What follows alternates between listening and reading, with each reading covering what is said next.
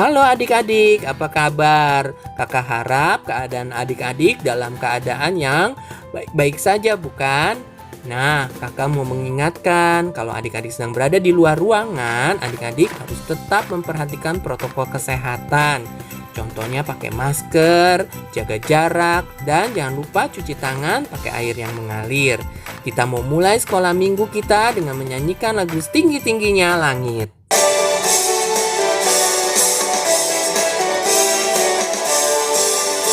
Setinggi-tingginya langit, lebih tinggi kasih Yesusku. Sedalam-dalam lautan, lebih dalam kasih Yesusku. Seindah-indah pelangi, lebih indah kasih Yesusku. Kasih Yesus, oh kasih Yesus, mengalahkan segalanya. Kasih Yesus, oh kasih Yesus, mengalahkan segalanya. Setinggi-tingginya langit, lebih tinggi kasih Yesusku. Sedalam-dalam lautan, lebih dalam kasih Yesusku. Seindah-indah pelangi, lebih indah kasih Yesusku. Kasih Yesus, oh kasih Yesus, mengalahkan segalanya. Kasih Yesus, oh kasih Yesus, mengalahkan segalanya. Adik-adik, sebelum kita memulai sekolah minggu kita mau mempersiapkan hati kita dengan berdoa. Mari kita berdoa ya adik-adik. Tuhan Yesus, terima kasih Tuhan sudah pimpin kami. Tuhan pimpin sekolah minggu kami ini dari awal sampai akhir. Dalam nama Tuhan Yesus kami berdoa, amin. Adik-adik, minggu lalu kita sudah belajar bagaimana Tuhan Yesus setia dan taat atas kehendak Allah. Nah, minggu ini adik-adik juga masih akan belajar mengenai kesetiaan dan ketaatan. Mari adik-adik kita siapkan hati kita untuk mendengarkan firman Tuhan minggu ini. Adik-adik, mari kita menyanyikan lagu Kasih Pasti Lemah Lembut.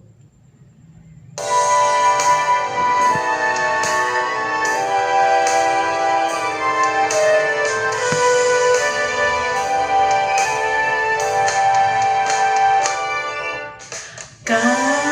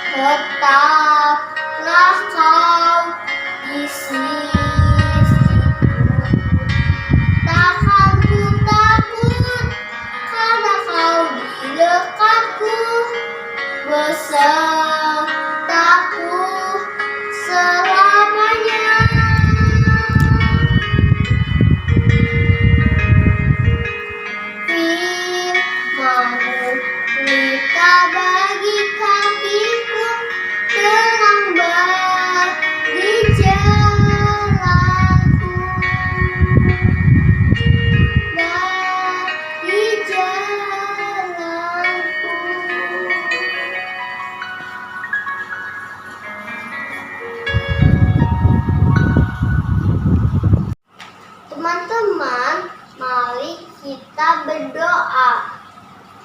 Tuhan Yesus, kami mau mendengarkan firman Tuhan.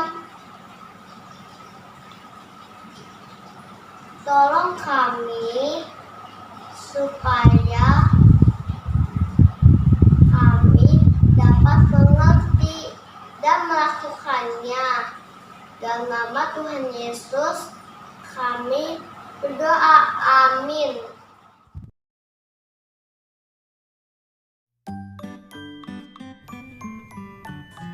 Adik-adik, sebelum membaca kitab suci, Kak Uni mau cerita pengalaman kemarin dengan tetangga Kak Uni. Namanya Rena. Dia marah-marah cerita kepada adiknya. Karena apa? Karena teman-temannya di WA grup kelasnya pada menuduh dia bahwa dia sudah menyontek saat ulangan matematika. Karena apa? Karena ketika ulangan matematika, Rena bisa mengerjakan 10 soal dengan cepat sekali. Tidak ada 30 menit, dia sudah bisa menyelesaikan 10 soal dan nilainya 100 pula.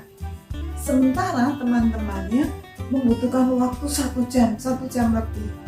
Dan mereka mendapat nilai 80, 85, bahkan ada yang mendapat 70. Maka ketika melihat Rena hasilnya 100, padahal cuma mengerjakan 30 menit, teman-temannya curiga. Ya, pasti ini Rena sudah melakukan kecurangan, menyontek atau enggak.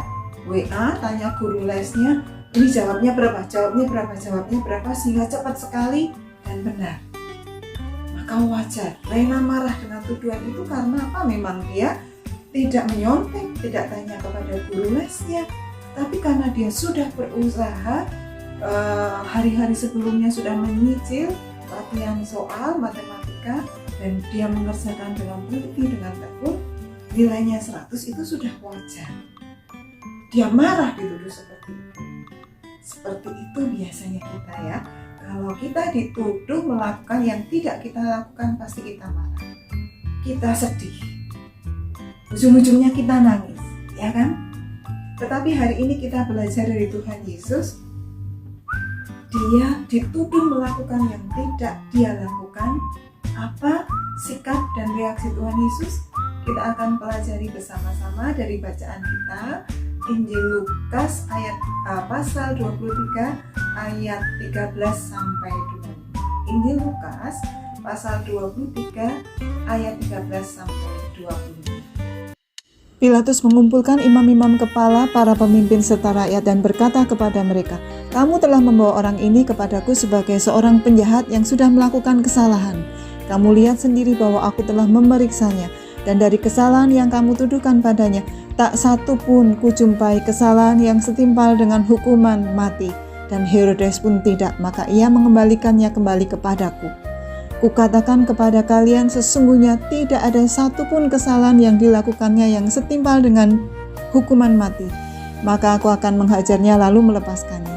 Tetapi banyak orang berteriak, "Enyahkanlah dia, lepaskanlah Barabas bagi kami." Barabas adalah seorang penjahat yang telah melakukan pemberontakan di kota dan pembunuhan. Sekali lagi Pilatus berbicara dengan suara keras, "Aku akan melepaskan dia karena tak kujumpai kesalahan yang kalian tuduhkan padanya." Namun semua orang berteriak, salibkanlah dia, lepaskanlah Barabas bagi kami."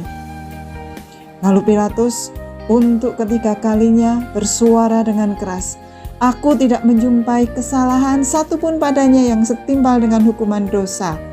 Maka aku akan melepaskan dia." Tapi banyak orang berteriak, "Salibkanlah dia, lepaskanlah Barabas bagi kami."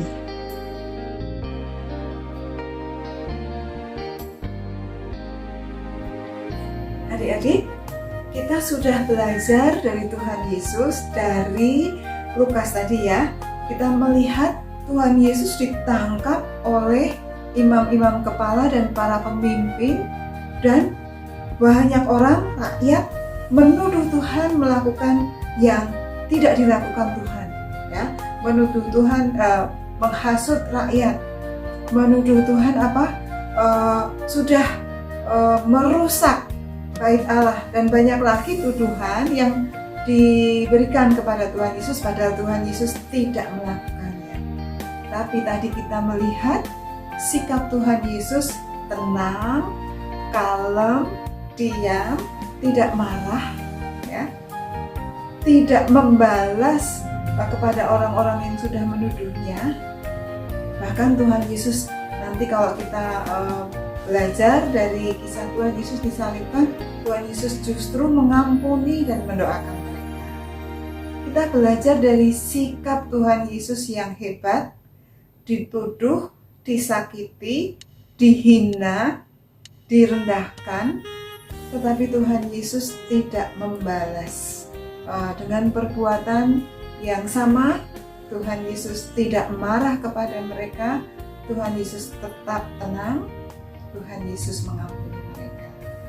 Kalau kita diperlakukan tidak baik oleh teman-teman kita, dituduh, ya, dihina, dicela, difitnah. Fitnah itu artinya menuduh kita melakukan yang tidak kita lakukan, itu namanya fitnah. Kita belajar dari Tuhan, kita tetap tenang, ya, diam, tidak membalas, tidak marah. Semoga Tuhan memberi kita hati seperti yang dimiliki oleh Tuhan Yesus. Mari kita berdoa, tapi sebelumnya ingat ayat hafalannya dari 2 Korintus pasal 5 ayat 21. 2 Korintus pasal 5 ayat 21. Ia yang tidak berdosa telah dibuatnya menjadi dosa karena kita, supaya di dalam Dia kita beroleh jalan kepada Allah. Mari kita berdoa. Lipat tangan, tunduk kepala, kita berdoa. Tuhan Yesus, kami bersyukur atas contoh baik-Mu yang Kau berikan kepada kami ketika kami menghadapi orang-orang yang bersikap tidak baik kepada kami. Semoga apa yang diteladankan Tuhan Yesus boleh kami ikuti, boleh kami lakukan kepada sesama kami. Ketika kami dituduh, ketika kami dihina, ketika kami diperlakukan tidak baik, kami tetap setia, kami tetap tenang, kami tidak marah. Bantulah kami ya Tuhan, agar kami bisa menjalani hidup kami dengan baik. Dalam nama Tuhan Yesus doa ini kami panjatkan. Amin. Adik-adik, saat ini kita akan mengumpulkan persembahan. Persembahan yang akan kita kumpulkan bisa dititipkan ke papa mama atau opa oma untuk nanti diserahkan ke gereja, bisa secara langsung maupun melalui rekening dan juga QR code yang tampil di layar. Kita akan mengumpulkan persembahan sambil menyanyikan pujian Aku Bawa dan Berikan Persembahanku.